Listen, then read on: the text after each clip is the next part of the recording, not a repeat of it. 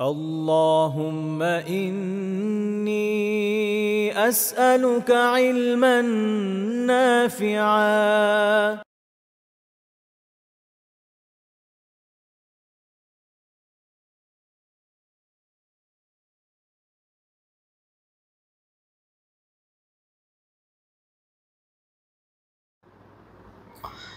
إن الحمد لله نحمده ونستعينه ونصلي على رسوله الكريم وعلى آله وصحبه أجمعين ما بعد আমরা কবিরা গুনাহ নিয়ে আলোচনা করছিলাম এবং বিগত দিনে আমরা যেখান থেকে আলোচনা শেষ করেছি ওখান থেকে শুরু করতে যাচ্ছি। আপনাদের হয়তো খেয়াল থেকে থাকবে আমরা আরেকটি বিষয় নিয়ে আলোচনা শুরু করেছিলাম, সেটা হচ্ছে আত্মিক দুর্বলতা। বলতে পারেন যে মানুষের যে অন্তরের যে দুর্বলতা সেটা নিয়ে আমরা মূলত আলোচনা করছিলাম। তো এই প্রসঙ্গে আমরা বেশ কিছু আয়াত হাদিস আলোচনা করেছি। এরপর বলেছিলাম যে বই থেকে আলোচনা করবো ইনশাআল্লাহ। তো বই থেকে কিছু দূর আমরা ওই সময় আলোচনা করেছি। তো এই বিষয়ে শেখ রাহিমাহুল্লাহ তাআলা কয়েকটি আয়াত উল্লেখ করেছেন। এর দুইটা তো আমরা আগে আলোচনা করে ফেলেছি। তৃতীয়টা হচ্ছে সূরা মাঈদার 22 নম্বর আয়াত। এটা একটা খুব চমৎকার আয়াত। এইখানে আমরা বলি না অনেক সময় যে টেক্সট বুক এক্সাম্পল, ওইরকম একটা উদাহরণ আমরা এই জায়গায় পাই আত্মিক দুর্বলতার, যেটা আসলে কি পরিমাণ ক্ষতি করে এবং এটা মানুষকে দিন থেকে কিভাবে সরিয়ে দেয়, কুফরের দিকে কিভাবে নিয়ে যায়, তার একটা গুরুত্বপূর্ণ উদাহরণ এখানে আল্লাহ তাআলা উল্লেখ করেছেন বনি ইসরাইলের ব্যাপারে। সূরা মাঈদা আল্লাহ তাআলা বলেছেন ক্বালু ইয়া মূসা, বনি ইসরাইলীরা যখন আদিষ্ট হলো ফিলিস্তিনে প্রবেশ করার জন্য, যে অঞ্চলের ভূমি আল্লাহ তাআলা ওই সময়কার জন্য তাদেরকে ওয়াদা করেছিলেন যে তাদেরকে দেওয়া হবে, তো তাদেরকে আল্লাহ তাআলা আদেশ দিলেন যেন তারা ওখানে প্রবেশ করে, ওখানে তারা জিহাদে লিপ্ত হয়। ওখানকার যে কুফাররা ছিল এদেরকে ওই সময় বলতে হচ্ছে আমালেকা বলে আর অনেকটা, মানে আমি ফুল আরবিও বলিনি, বাংলায় নিয়ে এসেছি।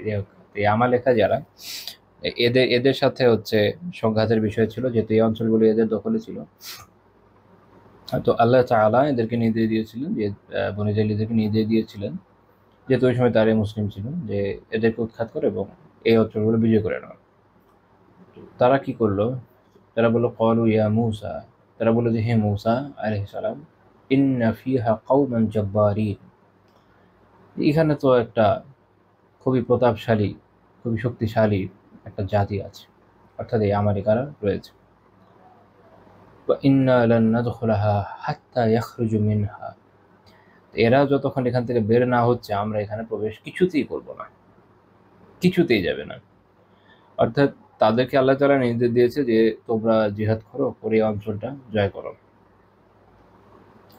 আর তাদের কথা হচ্ছে যে না, এরা যতদিন আছে আমরা ততদিন এখানে কিছুতেই যাব না, এদের সাথে আমরা ফাইট করতে পারবো না, এরা যেহেতু অত্যন্ত শক্তিশালী।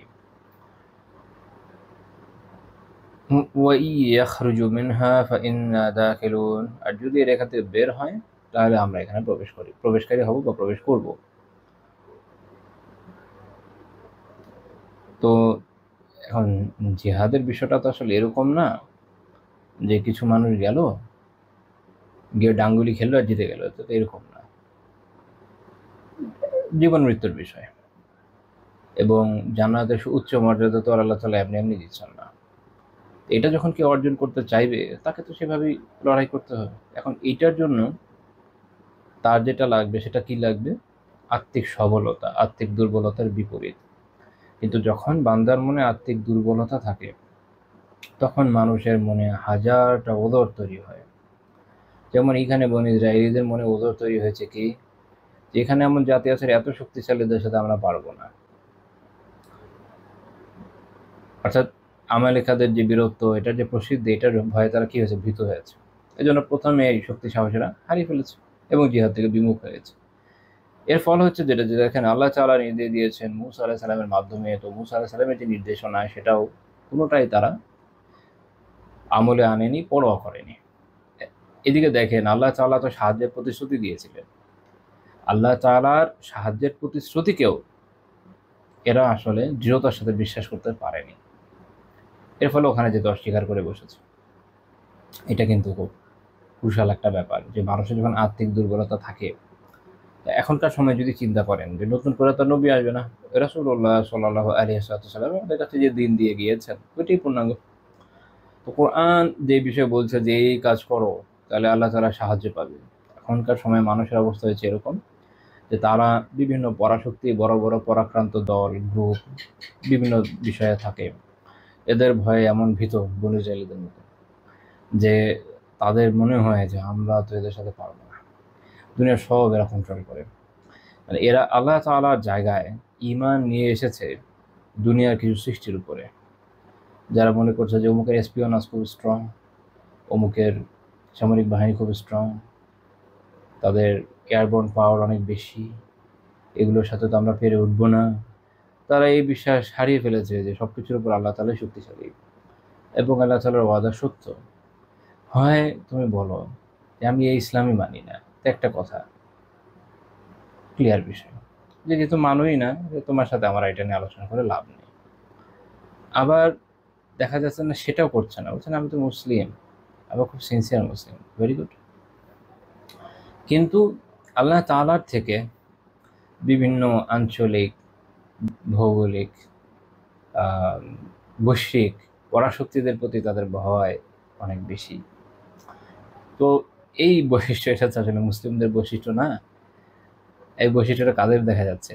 বনি ইসরাইলীদের বৈশিষ্ট্য। তো তারা ওখানে যেতে চায় না, তারা চায় ওখানকার এরা যারা আছে তাদেরকে বের করো, তারপর আমি যাচ্ছি। এবং এই বৈশিষ্ট্য ওই সময়কার বনি ইসরাইলীদের ছিল। এখন তো আসলে যারা আমরা বলি, যাদেরকে এখন ইহুদি হিসেবে আমরা চিনি, এরা বনি ইসরাইল ভেরি রেয়ার। পার্সেন্টেজ আমি একবার এটা খোঁজার চেষ্টা করেছিলাম যে পার্সেন্ট হিসাব করলে চিলড্রেন অফ ইসরায়েল কি পরিমাণ আছে, খুবই অল্প। মানে এটা আমি কোনো ডেটা খুঁজে পাইনি। মানে এটা এখনকার যারা আছে যে ম্যাক্সিমাম হচ্ছে ইস্টার্ন ইউরোপিয়ানস। এবং বলা হয় যে পারস্যিকদের বিজয়ের পরে বনি ইসরায়েলের 12 গোত্রের মধ্যে 10টাই হারিয়ে গেছিল, ছিল মাত্র 2টা। সেগুলোও স্থানীয় ক্যানানাইটস, পার্সিয়ান, পরে ইউরোপিয়ান বিভিন্ন জনের সাথে মিশ্রিত হয়ে একদম বলতে বলা যায় যে বিলুপ্তির দিকে। আমার সন্দেহ আছে যে আদৌ এদের ভিতর থেকে একদম পিওর এরকম লিনিয়েজওয়ালা বনি ইসরায়েলি পাওয়া যাবে কিনা সন্দেহ আছে। অ্যাকচুয়ালি এখন যারা আছে তাদেরকে বনি ইসরায়েলি বলা যায় না, এরা রিলিজিয়ন হিসেবে জুডাইজমকে ফলো করে, বাট এটা চিলড্রেন অফ ইসরায়েল না, ইসরায়েলের সন্তান না, এটা মাথায় রাখা দরকার। কিন্তু বৈশিষ্ট্য বৈশিষ্ট্য এরাও প্রায় একই নিয়ে এসছে। এই জন্য দেখেন যে তারা যাদেরকে তাদের শক্তির ক্ষেত্রে রব হিসাবে ধরে নিয়েছে, তো সেসব পাওয়ারফুল নেশনগুলোকে কি বলেছে যে তোমরা এটা দখল করো, তার আগে আমরা ওখানে যাচ্ছি না। তো বিশ্বযুদ্ধের পরে ব্রিটিশরা দখল নিয়ে নিয়েছে। আবার ভাগ্যের কি নির্মম পরিহাস, ব্রিটিশ ওই অঞ্চল দখল করেছে হচ্ছে পাঞ্জাব রেজিমেন্টের সাহায্যে, যেটা হচ্ছে আপনার পাকিস্তানের সবচেয়ে এলিট ফোর্স। ওইটাও আমাদের বাংলাদেশের সেনাবাহিনীর একটা পার্ট ওখান থেকে আসে সরাই দিন, আল্লাহ আল্লাহ। মানে এগুলো হচ্ছে কি উত্তরাধিকার, সুবিধাজনক উত্তরাধিকার না, খুবই অসুবিধাজনক উত্তরাধিকার। তো যেটাই হোক, তারপরে তারা সেটা দিয়ে দিয়েছে এদেরকে, দিয়ে দেওয়ার পরে ওরা সুন্দর বসে আছে সাপোর্ট নিয়ে।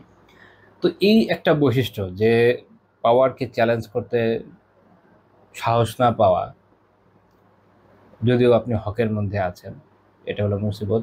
এবং এটা তখন হয় যখন মানুষের আর্থিক দুর্বলতা অনেক বেশি থাকে। তো যেটা আমরা এর আগে বলেছিলাম যে আর্থিক দুর্বলতা থাকলে আল্লাহ তাআলার বিধিবিধান বাস্তবায়ন করা যায় না। এই জন্য এটা বলা যায় যে বড় বড় পাপের মূল হিসাবে কাজ করে। তো আমরা এই আয়াতে দেখি যে বনি ইসরায়েলিরা আল্লাহ তাআলার যে ওয়াদা, আল্লাহ তাআলা সরাসরি প্রতিশ্রুতি তার নবীর মাধ্যমে, সেগুলোর প্রতিও তাদের অনাস্থা রয়েছে শুধু এই জন্য যেহেতু তারা আর্থিকভাবে দুর্বল ছিল, ইভেন এখনো আছে।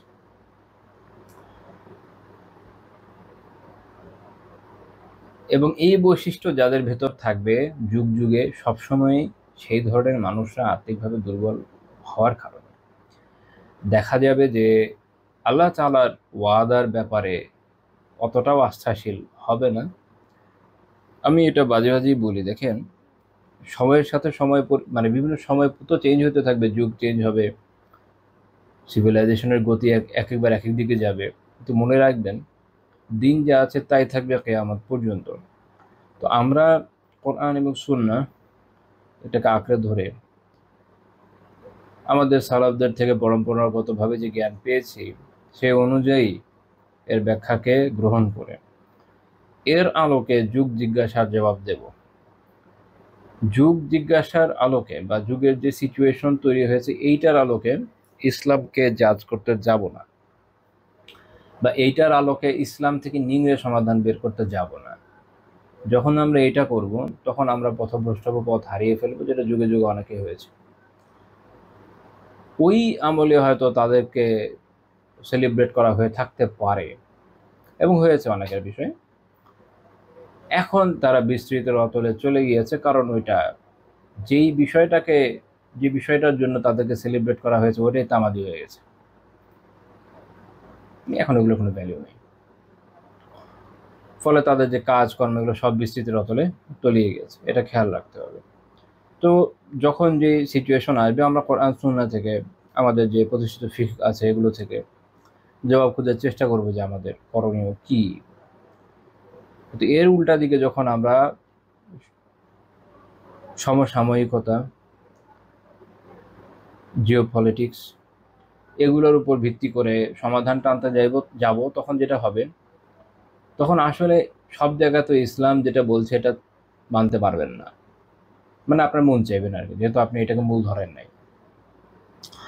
কিছু জায়গায় কাটছাট করে সময়ের সাথে মিলানোর চেষ্টা করবেন, কখন এদিক থেকে টানবেন, কখন ওই দিক থেকে টানবেন, এটা কোনোভাবে আসলে মিলে না, কিন্তু গায়ের জোরে মেলানোর চেষ্টা করবেন। এবং এটা তো আমরা হতে দেখি, তাই না? এটা হচ্ছে ক্ষতিকর, এবং এটা এই জন্য হচ্ছে আর্থিক দুর্বলতা। যদিও বাইরের থেকে খুব দেখাচ্ছে হয়তো যে না সে খুব সবল, না, সে সবল নয়। ইমানের শক্তি তখন বোঝা যায় যে আপনি আসলে দিনের যে মূল অবস্থা তার উপর কতটা অটল। আপনি ইসলামের নাম দিয়ে মনে করেন সুলতান হয়ে গেলেন, ওদিকে দিন পালনের ক্ষেত্রে ঠনঠন, এটা আসলে সবলতা নয়, এটা দুর্বলতা। সবলতা হচ্ছে যে আপনি ইসলামকে কত সুন্দরভাবে পালন করতে পারলেন অ্যাজ ইট ইজ, তা আপনি যত গরিব হালতেই থাকেন না কেন আপনি আসলে সবল, কারণ আপনার ইমানই সবলতা আছে। আমি আশা করি বোঝাতে পেরেছি যে কেন আমাদের আত্মিক সবলতা খুব জরুরি। নয়তো আসলে আমরা দিনের উপরে থাকতে সেভাবে সক্ষম হব না যেভাবে থাকা উচিত। এই জন্য দেখবেন যে মানুষ কোরআন পড়ে, কোরআনে কত কিছুই বলা হয়েছে, আল্লাহ তাআলা বলেছেন এটা করো ওটা করো না, এটা নিয়ে ভাবো ওইটা ছাড়ো, শুধু পড়ে যাচ্ছে, তো ওইটা অনুধাবন করছে না। কারণ আত্মিক দুর্বলতা এই পর্যায়ে পৌঁছে গিয়েছে যে ওইটা দিয়ে না নিজেকে জাজ করতে সে করে না, ভয় পায়। মিলে তো যাচ্ছে যে আমি তো আসলে ওই অনুযায়ী করছি না, আমি উল্টা দিকেই যাচ্ছি। একই রকমভাবে হাদিস থেকে, একই রকমভাবে ফিকি মাসাইল থেকে। অর্থাৎ আপনি যখন দিনকে আসলে সিনসিয়ারলি পালন করতে চান, যেভাবে দিন এসেছে, যেভাবে দিন আছে থাকবে, তখন আপনাকে আর্থিকভাবে সবল হতে হবে। আর দুর্বলতা থাকলে এই সমস্যাটাই হবে। আচ্ছা, এখানে একটা বিষয় একটু বলে রাখি, সেটা হচ্ছে আমালেক জাতির এই যে ইস্যুটা, এইটা আপনারা বাইবেলে পাবেন না। মানে তারা খুব শৌর্যবীর্যের অধিকারী ছিল, বা এমনি তারা খুব ব্রুটাল ছিল, এরকম কিছু বর্ণনা বাইবেলে পাওয়া যায়, বাট খুব শৌর্যবীর্যের অধিকারী ছিল এগুলো বাইবেলে নাই। তবে আমাদের প্রাচীন আলেমরা অনেকে এটা উল্লেখ করেছেন, সুদ্দি রাহিমাহুল্লাহ এবং অন্যরা, যে এরা অনেক শক্তিশালী ছিল। এই বর্ণনাগুলো তারা পেয়েছেন কোথায়? এটা আসলে জুইশ ট্রেডিশন থেকে আসে। ওদের মিশনা যে গ্রন্থগুলো আছে এই জাতীয়, সেটার মধ্যে আছে। যেমন ধরেন পার্কেডে রাবে এলিজারে, ওখানে চ্যাপ্টার 44 যেটা আছে, সেখানে আছে যে আমালেকরা হচ্ছে এমন এক জাতি যারা স্রষ্টাকে ভয় করেন, এবং বনী ইসরায়েলের প্রতি তাদের যে প্রচণ্ড ঘৃণা এবং তাদের যে প্রচণ্ড যে শক্তি, এটা দুইটাই অনেক বেশি। আর যেমন ইয়ালকুদ শিমনে এখানে আছে হচ্ছে যে তারা যুদ্ধের মধ্যে জাদু ব্যবহার করত। তো এ হচ্ছে বনী ইসরায়েলের ওজোর, যেটা হচ্ছে এদের মানে হিস্ট্রিক্যাল অ্যাকাউন্টগুলো খুব মজার। সেটা হলো বিভিন্ন জায়গায় ওরা ওদের নিজেদের অপকর্মকে ঢাকার জন্য প্রতিপক্ষকে মানে অনেক বিশাল আকার, অনেক শক্তিশালী, প্রতিপক্ষের এই সেই আছে, এগুলা এরা খুব বেশি ডেপিক্ট করার চেষ্টা করে। এখনকার সময়ে খেয়াল করলে দেখবেন এই যে গাজায় যে আগ্রাসন, এবং শুধু এখানে না, যে কোনো গ্রুপের বিরুদ্ধে যখন ওরা আগ্রাসন চালাতে চায়, তো মিডিয়া প্রোপাগান্ডাটা এরকম হয়। গত 100 বছরের উপর ধরে এটাই চলছে যে প্রতিপক্ষকে এরা ডেমোনাইজ করে, তাদেরকে দানব হিসেবে উত্থাপিত করে এবং কেন এদেরকে দমন করা দরকার এটা নিয়ে আলোচনা করে। আবার নিজেরা ব্যর্থ হলে কেন এত বড় দানবের বিরুদ্ধে তারা ব্যর্থ হয়েছে এটা নিয়ে একটা ভাব নেয় যে এদের বিরুদ্ধে কে পারতো, এই জন্য তো আমাদের আজকে এই অবস্থা। তো একটা উইন উইন সিচুয়েশন আর কি। আমি এদের এই ঐতিহাসিক বিভিন্ন ইয়ে পড়ার পরে আমার আমার যেটা প্রত্যয় হয়েছে যে মানে শুধু বনি ইসরায়েল না, ওভারঅল মানে যারা এই রিলিজিয়নটা যারা পালন করে জিউস, এরা বিগত কয়েক হাজার বছর ধরে এরকমই সম্ভবত যে এরা যে কোনো ক্ষেত্রে প্রতিপক্ষ কীভাবে ডেমোনাইজ করবে, তাদেরকে ধ্বংস করার জন্য প্রোপাগান্ডা চালাবে, আর ব্যর্থ হয়ে গেলেও দেখাবে যে এত বড় শয়তানের সাথে কি পারা যায়, এবং ভালো ব্যক্তিদের, নবীদের ব্যাপারে চরিত্রে কলঙ্ক লেপন করবে লিয়াযুবিল্লাহ, দেখাবে যে তারাই যদি এরকম হয় আমরা কোথাকার কে। এটা হচ্ছে এদের একটা প্রোপাগান্ডা। যাই হোক, আল্লাহ আমাদের বিজয় দান করেন, আমিন। কারণ শয়তান যতই চেষ্টা করুক না কেন, দিন শেষে বিজয় তো মুমিনদেরই। তো আমরা আর্থিক দুর্বলতার বিষয়টা বুঝলাম, এই বিষয়টার সাথে কিন্তু এটা রিলেটেড, কারণ আল্লাহ তাআলা তো বনী ইসরায়েলের উদাহরণ দিয়েছেন আর্থিক দুর্বলতার বিষয়টাকে বোঝানোর জন্যই। তো আমরা এখান থেকে বুঝতে পারলাম যে ওদেরই ক্যারেক্টারিস্টিক যেটা, এই ক্যারেক্টারিস্টিকসগুলো এগুলো আমরা নিব না, এগুলো থেকে আমাদের বাঁচা জরুরি। আমরা কিন্তু দেখি যে যারা ইভেন যারা বলে যে তারা রিলিজিয়াস পলিটিক্স করে, আমি বলি না ইসলামিক পলিটিক্স, ইসলামিক পলিটিক্স বাংলাদেশে কই পাবে না, religious politics, religion based politics actually, not religious. তো যে রিলিজন বেসড পলিটিক্স যেটা আমাদের দেশে হয়, এইখানেও এই ইনসাফ জিনিস পাওয়া খুব টাফ। আপনি দেখবেন যে যে কোনো গ্রুপ যখন মনে করে, যদিও ভোট ব্যাংক কারোরই অত বড় না, খুবই খুবই স্বল্প, প্রত্যেকে আরেকজনকে ডেমোনাইজ করার খুব চেষ্টা করে এনিহাও। তো যদি ওদেরকে করে দেওয়া যায়, তাহলে ধার্মিক মানুষ বা অ্যাটলিস্ট যারা একটু ধর্মের সাথে রিলেশন রাখা, হয়তো ভোটগুলো আমরা পাবো, এরকম একটা চিন্তা। আবার ডেমোক্রেটিক্যালি একটা মানুষের তো উদাহরণ আছে, একটা অধিকার আছে যে দিল না, ভোট বসে থাকলো, কি যায় আসে, বরং না ভোট দেওয়ার একটা অধিকার থাকা উচিত ছিল। যাই হোক, তো সেটা আপনি যদি এসে বলেন যে না আমি দিব না, তখন এটাকেও আপনার ডেমোনাইজ করার চেষ্টা করবে যে কেন এটা খুব খারাপ, কেন এটা কবিরা গুনাহ হয়ে যাচ্ছে। তো এরপরে আপনার সাথে এক ধরনের বারাত করবে। এই বিষয়গুলো না খুব অদ্ভুত, যে যে প্রতিপক্ষকে ডেমোনাইজ করা, তাদের বিরুদ্ধে প্রোপাগান্ডা চালানো, তাদেরকে ইনহিউম্যান প্রমাণ করা, তারপরে কিভাবে কেন তাদেরকে দমন করা দরকার, এই যে আলাপ আলোচনাগুলো, এইগুলো আমি দেখলাম যে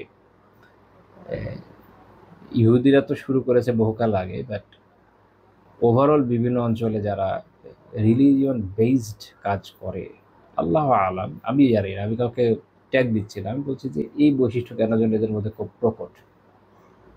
এটা খুবই দুঃখজনক, এটা হওয়ার কথা না। আমরা তো সূরা ফাতিহাতে দোয়া করি যে আমার যেন না হই, হয়ে যাচ্ছে, এটা খেয়াল রাখা উচিত। আচ্ছা, তো আমরা এই বিষয়ে দেখি যে এরপর শেখ রাহিমাহুল্লাহ সহিহ বুখারী একটা হাদিস উল্লেখ করেছেন, 6484 নম্বর হাদিস। নবী সাল্লাল্লাহু আলাইহি ওয়াসাল্লাম বলেছেন, আল মুসলিমু মান সালিমাল মুসলিমুনা মিন লিসানিহি ওয়া ইয়াদিহি। আগের কথা যেটা বললাম না, ওটার সাথে এই হাদিসটা যুক্ত। ওয়াল মুহাজিরু মান হাজারা মা নাহাল্লাহু আনহু। মুসলিম অর্থাৎ প্রকৃত মুসলিম, কামেল মুসলিম হচ্ছে সে, মুসলিমরা যার জবান থেকে এবং হাত থেকে নিরাপদ থাকে। তাহলে প্রকৃত মুসলিমের বৈশিষ্ট্য হচ্ছে অপর মুসলিম ভাই এবং বোন তার হাত থেকেও নিরাপদ থাকবে, তার জবান থেকেও নিরাপদ থাকবে। জবান থেকে নিরাপদ বলতে সে তার নামে গীবত করবে না, চগলখড়ি করবে না, অপবাদ দিবে না।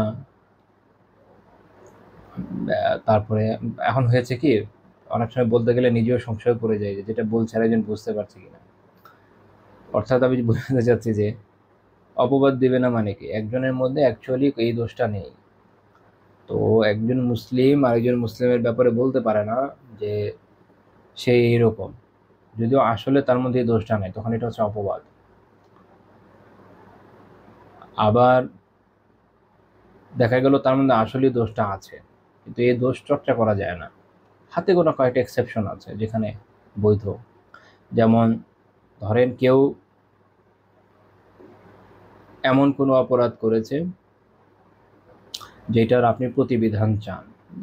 ধরা গেল যে কেউ একজন আপনার টাকা মেরে দিয়েছে। এখন আপনি এইটা যদি কোর্টে নিয়ে যান, এখন তো এটা উল্লেখ করতেই হবে, তাই না? নয়তো আপনি টাকাটা পাবেন কিভাবে? অথবা কোর্ট ছাড়া অনেক সময় সমাজের মুরব্বী দিনে বসলে এটা সলিউশন হয়, বা প্রভাবশালী কাউকে নিয়ে বসলে হয়, বা তার পরিবারে কাউকে বললে হয়। এরকম জায়গাগুলোতে বৈধ যে আপনি যদি জুলুমের শিকার হন, এটা বলে যদি প্রতিবিধান করতে পারেন, বৈধ। কিন্তু যেই বিষয়ে এরকম না, কেউ আপনার সাথে একটা মিথ্যা কথা বলেছে, আচ্ছা মিথ্যা বলা তো কবিরা গুনাহ, ঠিক আছে, কিন্তু এটা তো মাইক লাগিয়ে এসে বলে নাই, এমন না যে ভিডিও আছে আর অনলাইনে ঘুরে বেড়াচ্ছে। আপনার সাথে বলেছে, চেপে যান। এটা এখন সে একটা মিথ্যা বলেছে, এটা অপরাধ করেছে, এখন আপনি বলে বেড়াবেন অমুক তো মিথ্যা কথা বলে, এটা গীবত। যদি কোনো খায়ের না থাকে তাহলে এ থেকে বিরত থাকতে হবে। খায়ের থাকা বলতে দেখা গেল সে মিথ্যা এমন বিষয় বলেছে যেটা একটা দিনই বিষয়, এবং সেটা বলে বলে বলে বলে প্রতিষ্ঠিত করে ফেলতে চাচ্ছে, জুসটা যেমন করে। তো তখন অন্যদেরকে আপনি সতর্ক করতে পারেন দিনই ইস্যু হওয়ার কারণে। মানে খুবই সূক্ষ্ম জায়গা যে কোথায় বলা যায়, কোথায় বলা যায় না। কিন্তু অধিকাংশ জায়গাতেই আরেকজনের যে আসল ত্রুটি, যেটা আসলে তার দোষ, সেটা বলে বেড়ানো যায় না। তো আপনি গীবত করবেন না, চগলখড়ি করবেন না, একজনের কথা আরেকজনের কাছে গিয়ে লাগাবেন না, অমুক কিন্তু এই বলে, আবার এটা গিয়ে ওর কাছে লাগানো, দুজনের মধ্যে একটা ঝামেলা পাকিয়ে দেওয়া, গালি দেওয়া, তার নামে কুৎসা রটনা করা, এমন পাপ যেটা ধরলাম যে তার হয়েছে, বুঝলেন, ধরলাম যে তার হয়েছে, কিন্তু এইটা সরইভাবে শরিয়া আদালতে যেভাবে প্রমাণিত হতে হয় ওইভাবে প্রমাণিত হয় নাই, তখন এইটাও তাকে বলা যায় না। ওই পাপের পাপী হিসাবে তাকে অভিহিত করে সমাজে হেয় করা যাবে না। যেমন একটা উদাহরণ দিই, ইসলামে একটা বিধান আছে, লিয়ানের বিধান। এটা হলো কি, যে এমন হতে পারে আল্লাহ তাআলা সবাইকে হেফাজত করেন, দেখা গেল যে কোনো স্বামী তার স্ত্রীকে কারোর সাথে শারীরিক সম্পর্কে লিপ্ত হতে দেখেছে। এখন তার কাছে 4 জন সাক্ষ্য নাই। মনে রাখেন যে ইসলাম হদ বা শরিয়ার যে শাস্তি বিধান তো রেখেছে, কিন্তু এটা প্রয়োগ করাটা খুব কঠিন। এটার জন্য যে সাক্ষ্য আইন, এটা বেশ কঠিন। এর কারণ হচ্ছে যে ইসলাম যথাসম্ভব মানুষের প্রাণহানিকে এড়াতে চেষ্টা করে, যথাসম্ভব। এই জন্য দেখবেন যে যুদ্ধে আমরা গণহারে মানুষ হত্যা করার বিধান পাইনি। একদম কঠিন প্রতিপক্ষ অস্ত্র সমর্পণ করলে আমরা তাকে কি করি, বন্দি করি। তো যাই হোক, এখন কেউ এরকম দেখে ফেললো, তো সে 4 জন সাক্ষ্য নিয়ে আসতে ব্যর্থ হলো, যে তার তো সাক্ষ্য নেই, সে একাই দেখেছে, কিন্তু এরকম বউর সাথে তো সে সংসার করতে পারবে না। তখন সেটা এই বিধান দিয়েছে, লিয়ানের বিধান, উভয় পক্ষ কসম খাবে। এখন তখন বউয়ের একটা সুযোগ থাকে যে সে যদি করে থাকে স্বীকার করে নেবে, আত্মস্বীকৃতির মাধ্যমে সে নিজের উপর শাস্তিকে নিয়ে আসবে। এখন দুনিয়ার শাস্তিকে সে ভয় পেল, তার মনে হলো যে না, আমি তো এই সাজা নিতে পারবো না। তো সে এই ভয়ে সেও পাল্টা কসম খেলো যে সে করে নাই। এখন 2 পক্ষের কসম যখন হয়ে যায়, উভয় বিচ্ছেদ হয়ে যায়, এরা আর কখনো পরে বিবাহিত হয় না। তো এই যে বিধানটা, এটা হচ্ছে লিয়ানের বিধান। তো এই বিধান জারির মাধ্যমে উভয়ে যদিও আলাদা হয়ে গেল, স্বামী লিয়ানের যে কসম খাওয়ার কারণে যদিও সে প্রমাণ আনতে পারে নাই, এমনিতে কাউকে ব্যভিচারী বললে প্রমাণ আনতে হয়। আমাদের দেশে মানুষ একজন আরেকজনকে রীতিমতো গালি দেয় এই ধরনের শব্দে, কোনো প্রমাণের পাও নাই হাতে। তো ব্যভিচারের অপবাদের কারণে যদি সাক্ষী আনতে ব্যর্থ হয়, মানে সরাই আদালতে যেটা হবে, যাচ্ছে সে এটা বলেছে, অপবাদ দিয়েছে, তো তাকে সাক্ষ্য আনতে হবে। সাক্ষী আনতে ব্যর্থ হয়েছে 4 জন, তখন তার উপরে এটা একটা আলাদা একটা ফৌজদারি অপরাধ, এটার কারণে তাকে করা হবে, চাবুকাঘাত করা হবে। তো যেহেতু উনি লিয়ান করেছেন, লিয়ান করলে তখন আর স্বামীর উপর আর এটা যায় না, এই অপবাদের যে সাজা, এটা তার উপর যাচ্ছে না। বিপরীত ক্রমে স্ত্রী যেহেতু কসম খেয়ে অস্বীকার করেছে, তার উপরে জেনার সাজা যাচ্ছে না। তার মানে হচ্ছে এটা এমন একটা অবস্থান, এটা আপনি ওই যে কি বলে আমরা একটা টাই অবস্থান, স্ট্যান্ড বাই অবস্থানের মতো। যেমন স্বামীও অপবাদ আরোপকারী নয়, স্ত্রীও প্রমাণিত ব্যভিচারী নয়, মানে দুনিয়ার সাপেক্ষে। আখিরাতের বিচার তো আল্লাহর হাতে, কারণ এখানে শেষ পর্যায়ে কসম এভাবে করতে হয় যে যদি মিথ্যাবাদী হয় তো আল্লাহ লানত করুক। আল্লাহ লানত করা তো কত ভয়ানক বিষয়। তো এখন এইরকম একজন নারীকে কিন্তু আপনি সোসাইটিতে ব্যভিচারী বলতে পারবেন না, কারণ সে প্রমাণিত ব্যভিচারী নয়। এখন দেখা গেল আপনি লাফায় ঝাঁপায় বললেন অমুক তো ব্যভিচারী, এদিকে সে লিয়ান করে আলাদা হয়েছে, তো প্রমাণিত ব্যভিচারী যেহেতু নয়, শরিয়া আদালত তখন আপনাকে আবার ধরবে। আমরা আদালতই প্রুফ করতে পারলাম না, তুমি কোথেকে কাজে রয়েছো, এখন নিয়ে আসো চারজন সাক্ষী, না পারলে তোমার উপর অপবাদের সাজা আরোপ হবে, ক্রিটিক্যাল। তো এইটা হচ্ছে এভাবে ইসলাম মানুষের সম্মানকে রক্ষা করে। তো শরিয়া আদালতের ক্ষেত্রে যেখানে আদালত নাই বা কোনো প্রুফ নাই কারো বিষয়ে, সেখানে ওরে বলে বেড়াচ্ছে অমুক ব্যভিচারী, অমুক পাপী, অমুক এই অমুক সেই, এইটার সুযোগ আসলে শরিয়াতে নাই। এভাবে যখন আপনি বলে যাবেন, তখন এটা আপনি আরেকজনের মাধ্যমে, জবানের মাধ্যমে আরেকজনের কষ্ট দিচ্ছেন, যেটা শরিয়াত বৈধ করে নাই। হ্যাঁ, আপনি যেমন অনেক সময় হয় যে ক্লাসমেটদের মধ্যে, পরিচিত বন্ধুদের মধ্যে কেউ একজন কি ধরেন জানে যে সে এরকম বিভিন্ন জায়গায় গিয়ে অপকর্ম করে বেড়ায়।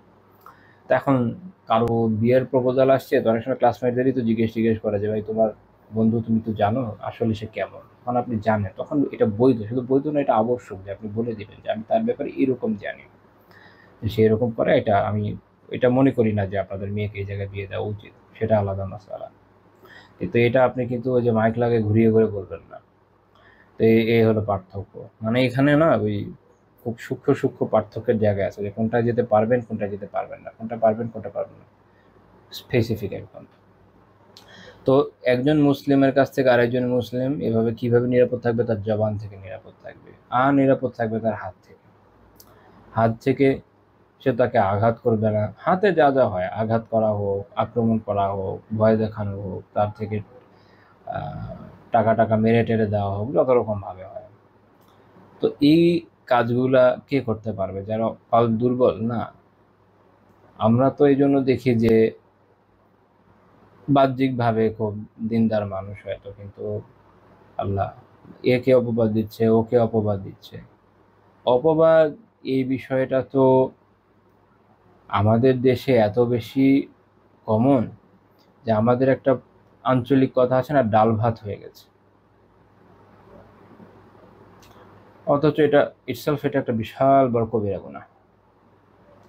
কিয়ামতের দিন যখন আল্লাহ তাআলা প্রমাণ আনতে বলবেন, তখনই বুঝতে পারবে যে কি করে এসেছিল। এই জন্য এই জন্য শেখ রাহিমাহুল্লাহ এই হাদিসটা এনেছেন এটা বোঝানোর জন্য যে আত্মিক শক্তি না থাকলে এটা পারা যাবে না। এর বিপরীতটা হবে, অর্থাৎ আত্মিক দুর্বলতা থাকলে তার তার জবান দ্বারা মানুষ আক্রান্ত হবে, তার হাতে মানুষ আক্রান্ত হবে, মানুষ ক্ষতিগ্রস্ত হবে, সে কখনোই পূর্ণাঙ্গ মুমিন হতে পারবে না। আর ওয়াল মুহাজিরু মান হাজারা মা নাহাল্লাহু আন, ওয়াল মুহাজিরু মান হাজারা মা নাহাল্লাহু আন। মুহাজির হলো সে আল্লাহ যা নিষেধ করেছেন সেটা যে পরিত্যাগ করে। মান হাজারা আই তারাকা, যে পরিত্যাগ করে আল্লাহ তাআলা যা নিষেধ করেছে, অর্থাৎ কোরআনে হাদিসে আমরা যা জানি। অন্য রিওয়ায়াতে এরকম আছে মা হারামাল্লাহু আলাইহি, আল্লাহ যা হারাম করেছে। তো আল্লাহ তাআলা কোরআনের মাধ্যমে বা হাদিসের মাধ্যমে আমাদেরকে যে বিষয় নিষেধের কথা জানিয়েছেন, সেইটাকে যে পরিত্যাগ করে সেই হচ্ছে প্রকৃত মুহাজির। মুহাজির মানে আমরা জানি তো, একটা পারিভাষিক সংজ্ঞা তো আছে যে কেউ যখন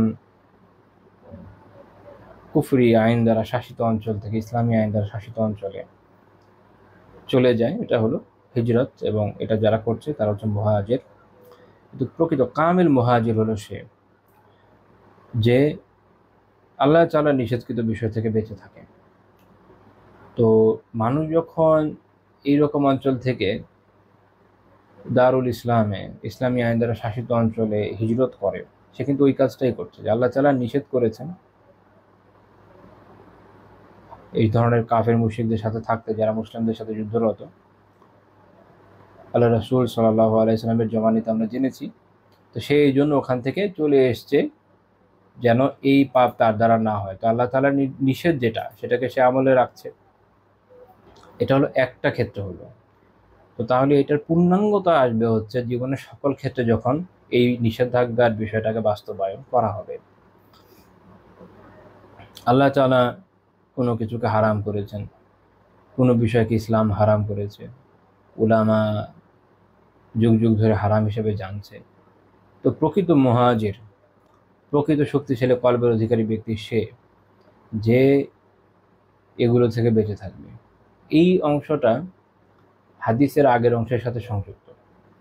অর্থাৎ আপনি যখন মুসলিমকে জবান এবং হাত দিয়ে কষ্ট দেওয়া থেকে বিরত থাকবেন, যেটা আল্লাহ তাআলা তার রাসূল সাল্লাল্লাহু আলাইহি ওয়াসাল্লামের মাধ্যমে নিষেধ করেছেন, তখন আপনি প্রকৃত মুহাজির হবেন। তো এটা সকল ধরনের, শুধু এই দুইটা ক্ষেত্রে না, সকল ধরনের গুনার ক্ষেত্রে যুক্ত। কারণ পরের যে অংশ আছে যে মানাহাল্লাহু আনহু, এটা ব্যাপক। তো তাহলে যত ধরনের গুনার বিষয় রয়েছে, যখন আপনি এটা থেকে বিরত থাকতে পারবেন, তখনই আপনি প্রকৃত মুহাজির হিসেবে গণ্য হবেন। আর এই কাজটা করার জন্য আমাদের থাকা লাগবে আত্মিক শক্তি। আমরা যদি আত্মিকভাবে দুর্বল হই, তাহলে আমরা পারবো না। দেখা যাবে বিভিন্ন পাপ আমাদেরকে প্রলুব্ধ করবে। আর আমি মনে হয় গতদিনও বলেছিলাম যে বর্তমান সময়ে চারপাশে পাপের হাতছানি এত বেশি, বিভিন্ন গোমরাহের হাতছানি এত বেশি, বিভিন্ন খারাপ বিষয়ের হাতছানি এত বেশি, যে খুব শক্তিশালী কলব ব্যতীত এটা না কেউ অনুধাবন করতে পারে, না বেঁচে থাকতে পারে, আর না বেঁচে থাকার চেষ্টা করতে পারে। আল্লাহ তাআলা আমাদের তৌফিক দেন যেন আমরা অনুধাবনও করি, বেঁচে থাকার চেষ্টাও করি, বেঁচে থাকতে সফলও হই। এই জন্য আত্মিক উন্নতি কিন্তু খুব জরুরি। আমরা এর আগে গত দর্শে এবং তার আগের দর্শে অন্তরের কাঠিন্য দূর করার যে উপায়গুলো বলেছি, ওটা আসলে এটার সাথে সংযুক্ত। তো ওইগুলোর উপরই যদি আমল করা যায়, তো ইনশাআল্লাহ তাআলা আত্মিক যে দুর্বলতা আছে এটাকেও কাটিয়ে ওঠা সম্ভব হবে। তো মনে রাখতে হবে, এখানে মূল কাজটা হচ্ছে নফসের এবং অবশ্যই শয়তানের বিরোধিতা করা। শয়তান আমাদেরকে বিভিন্ন পাপে লিপ্ত করতে চায়, এটা তার কাজই। এটা ওটা থেকে আমাদের বিরত থাকতে হবে। দেখেন, শয়তান হিসাবে সে তার কাজে অনেক বেশি ডেডিকেটেড। মানে সে একদণ্ড বিশ্রামে নেই, সে সর্বদাই মানুষকে গোমরাহ করার জন্য প্রস্তুত, সে এবং তার বাহিনী। আমরা আল্লাহ তাআলার বান্দা হিসাবে, আল্লাহ তাআলার উপর ঈমানদার ব্যক্তি হিসাবে আমরা কি আসলে অতটা ডেডিকেটেড কিনা, এটা কিন্তু আত্মজিজ্ঞাসার একটা বিষয় বটে। লা ইলাহা ইল্লাল্লাহ। আমরা আসলে ওইভাবে ডেডিকেটেড না, যে মানে 24 ঘন্টা কেউ আমাদের ক্ষতি করার জন্য প্রস্তুত, এটা জানার পরে আমাদের যতটা অ্যাক্টিভ থাকার কথা, যতটা দৃঢ়তার সাথে চিন্তা করার কথা, এই শত্রুর কলা কৌশলগুলো বোঝা, এগুলোকে প্রতিহত করা, এগুলোর বিপরীতে পদক্ষেপ নেওয়ার ব্যাপারে আমাদের যতটা চিন্তা হওয়ার কথা, আমার ধারণা এটা আমাদের আসলে নাই। তো এই কারণে আমরা বরাবর ক্ষতিগ্রস্ত হয়ে যাই।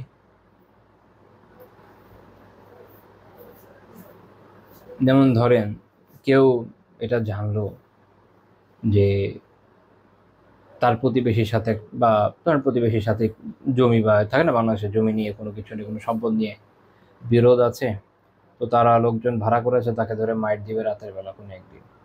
ও রাতে ঘুমাতে পারবে না টেনশনে। তো চিন্তা করেন, এটা হচ্ছে কি অনুধাবন করা বাস্তবতার, অথচ এটা কোনো গ্যারান্টি নাই। হতে পারে প্রতিবেশী মরেই গেল, হতে পারে লোকরা আসলো না, হতে পারে নিজেদের মধ্যে মারপিট লেগে গেল, একটা মাথা ফাটিয়ে দিল, অনেক যে কোনো কিছু হতে পারে। কিন্তু আল্লাহ তাআলা কোরআনে আমাদের জানিয়েছেন যে শয়তান আমাদের জন্য উৎপেতে আছে, আমাদেরকে বিভ্রান্ত করার জন্য। এটা ইয়াকিনী বিষয়, দৃঢ় প্রত্যয়ের বিষয়। আমাদের কিন্তু এইটাতে দৃঢ় প্রত্যয় নেই। আমরা হচ্ছে কাজ একটা করে ফেলার পর দোষ দেওয়ার জন্য তখন খেয়াল করি যে শয়তানের ওয়াসওয়াসায় হয়ে গেছে।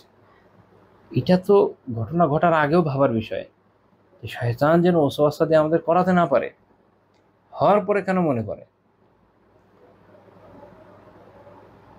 আগে থেকে চিন্তা করতে হবে, তাহলে না নিজেদেরকে সেভ রাখা যাবে। এখানে হলো সালাফদের সাথে আমাদের পার্থক্য, তারা সবসময় চিন্তিত থাকতেন এটা নিয়ে। তো এক হলো শয়তান, শয়তানের বিরোধিতা জরুরি। শয়তানের যে কায়দাগুলো রয়েছে এগুলো বোঝার জন্য কোরআন থেকে দেখা জরুরি। ওখানে শয়তান কিভাবে মানুষকে প্রলুব্ধ করে এই বিষয়ে যে আয়াতগুলো আছে এগুলো পড়বেন, হাদিস থেকে এবং সালাফের বাণী থেকে পড়বেন, তাহলে অনেক কিছু বুঝতে পারবেন এবং নিজেদের কর্মপন্থা স্থির করা যাবে। আর আরেকটা হচ্ছে নিজেদের নফস, আমাদের যে নফস সেটা সবসময়ই খারাপ কাজের আদেশ দেওয়ার জন্য উঠে পড়ে থাকে এবং এটা অলস। এই নফসকে আমরা যদি নিয়ন্ত্রণে ব্যর্থ হই তাহলে এইটা শয়তানের একটা বড় হাতিয়ারে পরিণত হয়, যার মাধ্যমে শয়তান আমাদেরকে প্রলুব্ধ করে, নিয়ন্ত্রিত করে, ক্ষতিগ্রস্ত করে। তো দুইটাও দুশ্মনের বিরুদ্ধে আমরা, কিন্তু আমাদের সাহায্যকারী যিনি, তিনি সবার চেয়ে বড়, তিনি আল্লাহ তাআলা। তো আমাদের এই জন্য চিন্তার কিছু নাই। যেটা জরুরি সেটা হচ্ছে আন্তরিকতা, নিয়তের বিশুদ্ধি, দৃঢ়তা। তো আমরা যদি বিশুদ্ধ নিয়তের সাথে, ইখলাসের সাথে আল্লাহ তাআলার কাছে চাই এবং আমাদের যদি ইস্তেকামাত থাকে, দৃঢ়তা থাকে, তো ইনশাআল্লাহ তাআলা আমরা এই দুই দুশ্মনের বিরুদ্ধে বিজয় হব। তো এটা আমাদের চিন্তা করতে হবে এবং সে অনুযায়ী আমলটা করতে হবে। আপনি যখন জানেন না আপনার রোগ কি, মনে রাখবেন কখনো ওই রোগকে সারানো যায় না। ব্যতিক্রম থাকতে পারে, ব্যতিক্রম দুনিয়ার সব বিষয়ই আছে। একজনের একটা রোগ হয়েছে, কোনো খবরই নাই, দেখা গেল অন্য কোনো কিছুর জন্য কোনো একটা ওষুধ খেলো, সাইড ইফেক্ট হিসাবে এটাও ঠিক হয়ে গেল, আল্লাহ আল্লাহ হইতেও পারে। তো এটা হতে পারে ধরলাম, কিন্তু এটা খুবই ব্যতিক্রম। আপনাকে তো রোগ বুঝতে হবে, তারপর না আপনি তা চিকিৎসার চেষ্টা করবেন। তো আমাদের যে আত্মিক রোগ, এটা যদি আমরা না বুঝি তাহলে আমরা কীভাবে চিকিৎসা করব? তাহলে আমাদের বোঝার এবং আমলের তৌফিক দেন, আমিন। আমি এই বিষয়ে আর অল্প কিছু কথাই বলবো। আমি আজকে এমনি খুব বেশি বলার নিয়ত নিয়ে বসিও নাই। তো সালাফদের কিছু উক্তি একটু বলি, এগুলোর সাথে সম্পৃক্ত, আমাদেরও কাজে আসবে ইনশাআল্লাহ তাআলা। উবাইদুল্লাহ বিন সুমাইত রাহিমাহুল্লাহ তাআলা এটা খুব সুন্দর কথা আছে। তিনি বলেছেন যে ইন্নাল্লাহ আযজা ওয়া জাল্লা জাআলা কুওয়াতাল মুমিন ফি কলবিহি, যে নিশ্চয় আল্লাহ আযজা ওয়া জাল্লা মুমিনের শক্তি রেখেছেন তার অন্তরে। আল্লাহ আযজা ওয়া জাল মুমিনের শক্তি কোথায় রেখেছেন? তার শরীরে না, তার অন্তরে। এজন্য উনি বলেছেন ওয়ালাম ইয়াজআলহা ফি আ'দাইহি, এগুলোকে, এই শক্তিকে আল্লাহ তাআলা মুমিনের অঙ্গ প্রত্যঙ্গে রাখেন নাই। কোথায় রেখেছেন? অন্তরে। আলা তারাউনা আন্না আশ-শাইখা ইয়াকুনু দাঈফা ইয়াসুমুল হাওয়াজির, যে তোমরা কি দেখো না যে একজন বৃদ্ধ লোক, হয়তো সে দুর্বল হওয়ার পরও প্রচণ্ড গরমে সে সিয়াম পালন করে, ও ইয়াকুমুল লাইলা, রাতে কিয়াম করে, সালাত আদায় করে রাতে, ও শাবু ইয়াজিজু আন যালিকা, আর একজন যুবক তা করতে অক্ষম হয়। অর্থাৎ উনি বুঝাতে যাচ্ছেন যে দেখো যে একজন ঈমানদার মুমিন বৃদ্ধ, যিনি অনেক দুর্বল, কিন্তু এই দুর্বলতার পরও সারা রাত কিয়াম করছেন, দিনের বেলা সিয়াম পালন করছেন। অন্যদিকে একজন যুবক যে বাহ্যিকভাবে শারীরিকভাবে শক্তিশালী, কিন্তু না সিয়াম পালন করছে না কিয়াম করছে। এই তো বাদ দেন, অনেকে তো ফরজ সালাতেই ছুটে যাচ্ছে। দেখা যাচ্ছে যে ব্যায়াম ট্যায়াম করে প্রোটিন নিয়ে ঘোড়ার মতো বডি বানিয়ে ফেলেছে, কিন্তু সলাতে যাওয়ার জন্য শক্তি সে পায় না, কাত হয়ে থাকে, ফজরে উঠতে পারছে না, অনেক দুর্বল। তো এটা হচ্ছে প্রকৃত দুর্বলতা। অন্যদিকে আত্মিক সবলতা যখন থাকছে, অন্তরের যে শক্তি সেটা যখন থাকে, তখন শারীরিক দুর্বলতাকেও মানুষ ওভারকাম করতে পারে, এবং এইটাই দুনিয়ার বাস্তবতা। দেখা গেছে না যে পৃথিবীর অনেক ভুখা নঙ্গা জাতি অনেক অল্প সামর্থ্য নিয়ে শুধু আত্মিক শক্তির উপর নির্ভর করে দৃঢ়তার সাথে অনেক শক্তিশালী জাতির সাথে যুদ্ধ করে পরাজিত করেছে। রিসেন্ট সময়ের মধ্যেই তো যেমন ভিয়েতনাম যুদ্ধের কথা আপনারা জানেন, ইউএস নাকানি জোবানি খেয়েছিল, ইউএস এবং ফ্রেঞ্চ ফোর্স। খালি ইউএস একা খায়নি, ফ্রেঞ্চরাও খেয়েছে, এটা অনেকে ভুলে যায়। তো যাদের সাথে এই লড়াই তারা আস্তিক না, দেয়ার কমিউনিস্ট, কিন্তু তাদের এই যে মানসিক শক্তিটা এটা খুব গুরুত্বপূর্ণ। আর মুমিনের মানসিক শক্তি সবচেয়ে বেশি, যদি প্রকৃত মুমিন হয়, মানে তার তো সবকিছুতে আল্লাহর উপর নির্ভরশীলতা, আল্লাহর উপর ভরসা আসে, দৃঢ়তার সাথে এগিয়ে যায়, তার ভয় কিসের? দুনিয়ার এমন কিছু হওয়া সম্ভব না যেটা তার রবের ইচ্ছার বাইরে, তাহলে তার ভয় কিসের?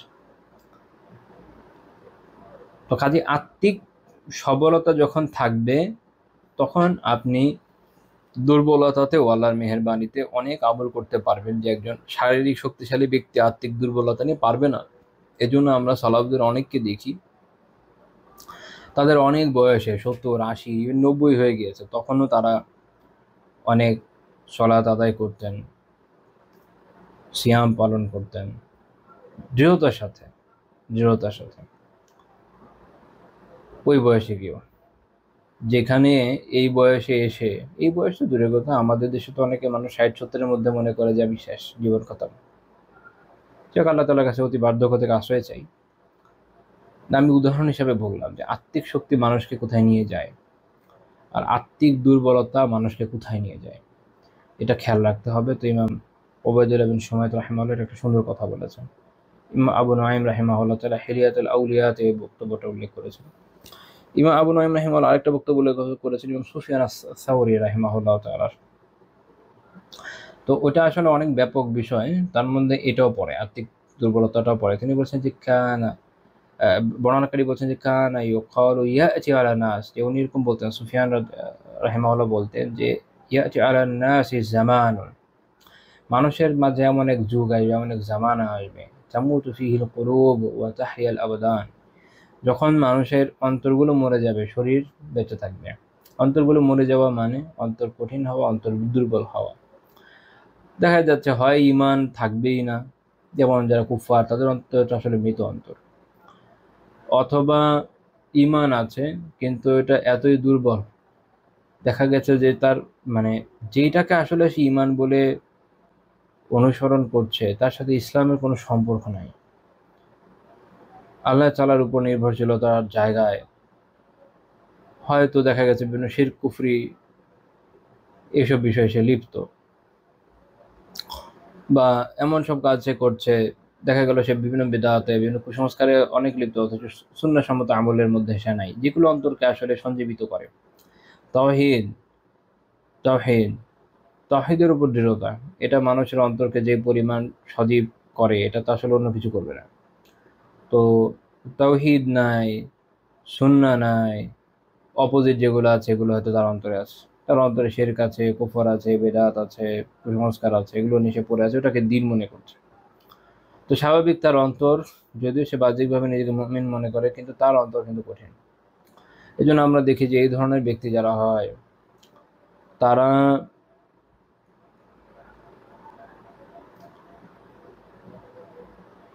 আল্লাহ তাআলা নির্দেশিত কাজকর্ম করার ক্ষেত্রে সবার আগে সবচেয়ে পিছিয়ে থাকে যথাসম্ভব, কারণ অন্তর তো মৃত। অন্তরের মধ্যে মাখলুকের যে ভয়, এটা তো আল্লাহ তাআলার ভয়ের থেকে আলিয়াযুবিল্লাহ বেশি হয়ে গেছে। তো ফলে তারা সফল হয় না। দুনিয়াবিভাবে টাকা পয়সা থাকতে পারে, কিন্তু আসল যে সফলতা আখিরাতে, এটা পাওয়ার সম্ভাবনা নাই। আখিরাতের সম্ভাবনা, সফলতা কিসে আছে কি না, এটা বোঝার উপায় কি? কোরআন এবং সুন্নাহ, আমাদের তো দ্বিতীয় কোনো সোর্স নাই, এর বাইরে তৃতীয় কোনো সোর্স নাই, এর ভিতরে যেতে হবে। তো এর ভিতর দিয়ে আমরা বুঝলাম যে না, যাচ্ছে না এটা। আখিরাতের সফলতার জন্য দরকার ছিল হচ্ছে কোরআন এবং সুন্নাহকে দৃঢ়তার সাথে ধারণ করা। আর যখন এটা করছে না, অন্তরকে এই অনুযায়ী পরিশুদ্ধ করছে না, তখন সেখানে কি হচ্ছে? অন্তর মরে যাচ্ছে, অন্তর দুর্বল হয়ে যাচ্ছে। ধরেন আমি একটা উদাহরণ দিই, মোস্ট কমন টাইপের একটা উদাহরণ। শরিয়া বলছে যে না, তুমি গীবত করতে পারবা না, এবং কারোর সাথে ইলমি ইখতিলাফ থাকতে পারে, এটাই তো স্বাভাবিক, সালাফদের যুগ থেকে আছে, এটা তো অস্বাভাবিক কিছু না। তো ওখানে আদাব আছে, আদাবগুলো রক্ষা করে সুন্দর করে আলাপ আলোচনার মাধ্যমে এই বিষয় নিয়ে আগানো যেতে পারে, একমত হওয়া যায়, দ্বিমত করা যায়, ডিপেন্ডস, এক একবার এক রকম সিচুয়েশন হবে, সেই অনুযায়ী তো বিষয়টা আগাবে। কিন্তু দেখা গেল না, কি করবে? প্রতিপক্ষের চরিত্র হনন করবে, তার ব্যাপারে গীবত করবে, শেকায়াত করবে, এর ওর কাছে গিয়ে লাগাবে, মিথ্যা কথা বলবে। আল্লাহ কি কি ধরনের মিথ্যা কথা যে মানুষ বলে। তো আচ্ছা, এইটাকে কোরআন পারমিট করে, হাদিস পারমিট করে, ইভেন ফিকহ পারমিট করে। তো বাহ্যিকভাবে এখন মনে করেন যে মাথায় যদি 10 হাত পাগড়ি নিয়েও ঘুরে কেউ, বললাম কথার কথা আর কি, তাতে তাতে কি এটা তার অন্তরকে সঞ্জীবিত করবে? করবে না। তো বলছে তো একটা গুনাহকে হালকা করে ফেলছে, তার অন্তর কালো হয়ে যাবে না? অন্তর মরে যাবে। তো তো এই জন্য সুফিয়ান রাহিমাহুল্লাহ বলছেন যে মানুষের মাঝে এমন যুগ আসবে যখন শরীর তো বেঁচে থাকবে কিন্তু মানুষের মনগুলো, অন্তরগুলো মরে যাবে। অন্তর তাহলে তো অনেক দুর্বল, প্রচন্ড দুর্বল হয় তো মানুষ মারা যায়। এরকম অন্তর যখন অনেক দুর্বল হয়, এক পর্যায়ে মুমূর্ষু হয়ে পড়ে মরেই যায়। তো এইভাবে গুনাহকে হালকা করার মাধ্যমে এই ধরনের পাপের কারণে অন্তর কি হয়ে যাচ্ছে? মরে যাচ্ছে। তো আমার মনে হয় আমরা আসলে ওই যুগটা পার করছি, আল্লাহ আলাম। আহ মূলত মুমিনের থাকতে হয় শঙ্কা এবং আশার মাঝখানে। যখন আপনি এর মধ্যে থাকবেন আপনার অন্তর ভালো থাকবে। ওমর রাদিয়াল্লাহু তাআলার একটা উক্তি আছে, আমার খুব ভালো লাগে, লিখেছে এটা, তানজিল উম্মালে আছে, জামিউল কাবীরে আছে। উনি বলেছেন, লাউ নাদা মুনাদিম মিনাস সামা, যদি আসমান থেকে কোন একজন ঘোষক ঘোষণা দেয়, ইয়া আইয়ুহান নাস, হে লোকেরা, হে মানব জাতি, ইন্নাকুম দাখিলুনা জান্নাতা কুল্লুকুম আজমাউন ইল্লা রাজুলা ওয়াহিদা লাখিফতু আন আকুনা আনাহু, যে তোমাদের সকলে জান্নাতে যাবে একজন ছাড়া। সবাই জান্নাতে যাবে, একজন যাবে না। তিনি বলছেন যে তাহলে আমি ভয় পেতাম যে আমিও হয়তো সেই লোক। অর্থাৎ এই যে মুমিনকে ভয়ে থাকতে হবে। জান্নাতের ব্যাপারে আমাদেরকে তো কোনো সার্টিফিকেশন আকাশ থেকে নাজিল করা হয় না যে তুমি স্পেসিফিকলি তুমি অমুকের ছেলে অমুক, তুমি তো জান্নাত। আমাদের তো এইরকম কোনো সার্টিফিকেশন আসে নাই। এই ভয়টা থাকা লাগবে। কোন আমাদের কপালে কি আছে, যখন এই ভয়টা আপনি রাখবেন, এটা আত্মিক দুর্বল, এটা কিন্তু আত্মিক দুর্বলতা না, বরং এটাই আত্মিক সবলতা। আবার বুঝেন, আমরা দুর্বলতা দিয়ে অনেক সময় যা বুঝি ওটা আসলে সবলতা। আখিরাতের ভয়, আল্লাহর ভয়। হ্যাঁ, যেমন যারা দেখবেন অনেক এইথিস্ট লেখকরা বিভিন্ন জায়গায় অনেক কিছু লিখেছে, like Bertrand Rasel and so on. তো তাদের লেখা থেকে অনেকটা এরকম বোঝা যায় যে না, আমার খুব স্বাধীন থাকতে হবে, আমি এরকম স্রষ্টার ভয়, আখিরাতের ভয়, জাহান্নামের ভয়, এগুলো নিয়ে চলতে পারবো না। তাদের কাছে মনে হচ্ছে এটা আত্মিক দুর্বলতা। না, এটা আত্মিক সবলতা। এটা আত্মিক সবলতা। এটা কাওয়ার্ডাইজ না, আর্থিক দুর্বলতাও না, কোনো ধরনের দুর্বলতা না, এবং এটি সবচেয়ে বড় সফলতা। এটা বড় সবচেয়ে সফলতাও বটে, সবচেয়ে বড় সফলতা বটে। বিপরীতটা হলো বিভিন্ন তাগুতি শক্তির সামনে, কুফর শিরকের সামনে, বা যেই বিষয়গুলোর সামনে আল্লাহ তাআলা মাথা ঝুঁকাতে আমাদের না করেছে, দেখা যাচ্ছে যে দুনিয়ার বিশাল বিশাল বেনিফিটের জন্য ওখানে গিয়ে দাঁড়িয়ে থাকছে। যেমন ওই যে দেখেন না, ইসরায়েলের একটা পিকুলার ওয়াল আছে, গিয়ে সবাইকে ধরে দাঁড়িয়ে থাকে। তো মনে হতে পারে যে এটাই বরং সফলতা, ইভেন এটা তারা মনে করে এটা সফলতা, এর বিনিময়ে অনেক টাকা পয়সা এই পাচ্ছে, দুনিয়াতে খুব ভ্যান্ডাম নিয়ে চলছে। অ্যাকচুয়ালি এটা কি? অ্যাকচুয়ালি এটাই দুর্বলতা। তো সবলতার দুর্বলতার সংজ্ঞায়নের পার্থক্য আছে আমাদের সাথে তাদের। তো যখন আপনি নিজেকে ভাববেন, এই সংখ্যা নিয়ে ভাববেন যে আল্লাহ জানে জান্নাতে যেতে পারি কিনা, তোমার ধরনের ওটাই বলছে।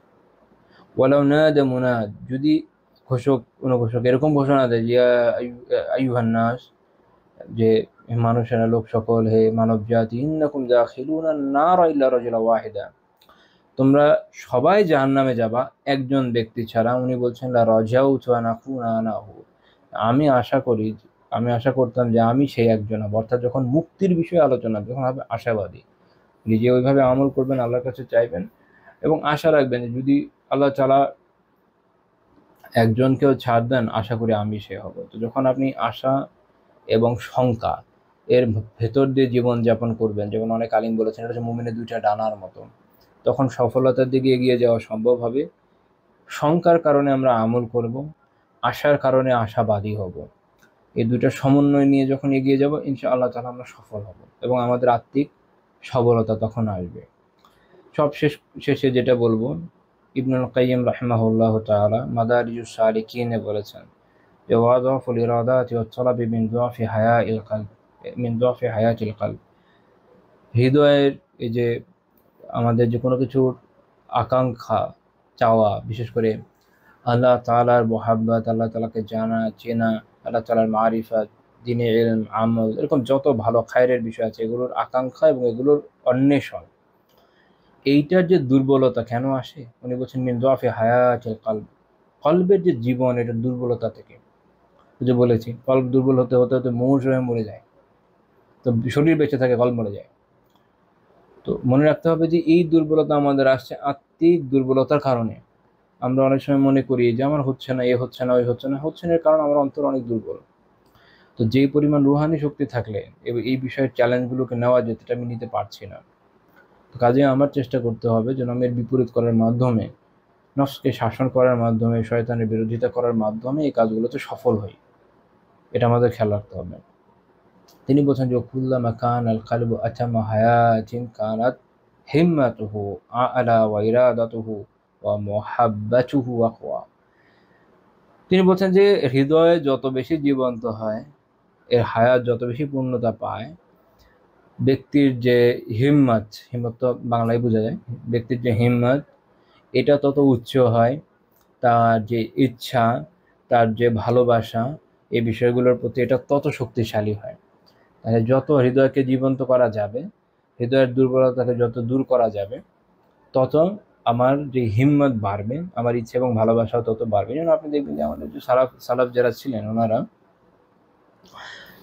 যেহেতু তারা সবসময় প্রচুর ইবাদতে, নেক আমলের মধ্যে লিপ্ত থাকতেন, গুনাহ থেকে বাঁচার চেষ্টা করতেন, তো নেকিকে ডেকে আনে।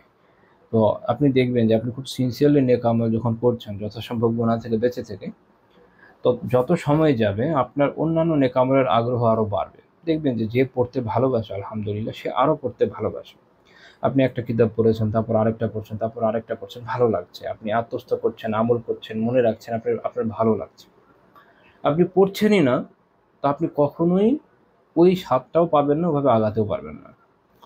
যে আলহামদুলিল্লাহ সলাতের ঝোঁক যার আছে, যার ধরেন যার তিলাওয়াতের ঝোঁক আছে, হিফজের ঝোঁক আছে, সে যখন করতে থাকে এটার আরও এর দুয়ারটাকে খুলে দেয়। সে দেখা যাচ্ছে আস্তে আস্তে এটা আরও বাড়াচ্ছে। আগে দেখা গেল যে বছরে এক খতম দিচ্ছে, পরে 6 মাসে, তারপর 3 মাসে, তারপরে 1 মাসে, শেষে 15 দিন, 7 দিনে চলে আসছে। আল্লাহ তাআলা এরকম বারাকা দিয়েছে।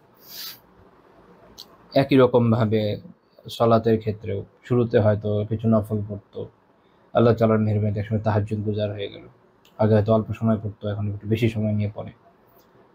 এইরকমভাবে হৃদয়ে একসময় আমাদের হৃদয়গুলোর অবস্থা হচ্ছে কি, আমাদের হৃদয়গুলো তো আসলে গুনাহ করতে করতে করতে করতে আল্লাহ জানে কি পরিমাণ কালো হয়ে গেছে। এখন আমরা দেখিও না, তো আল্লাহ তাআলা দেখেন, তিনি জানেন। হয়তো আল্লাহ জানে, হয়তো এটা একদম মনে করেন কয়লার মতো কালো হয়ে গিয়ে বসে আছে।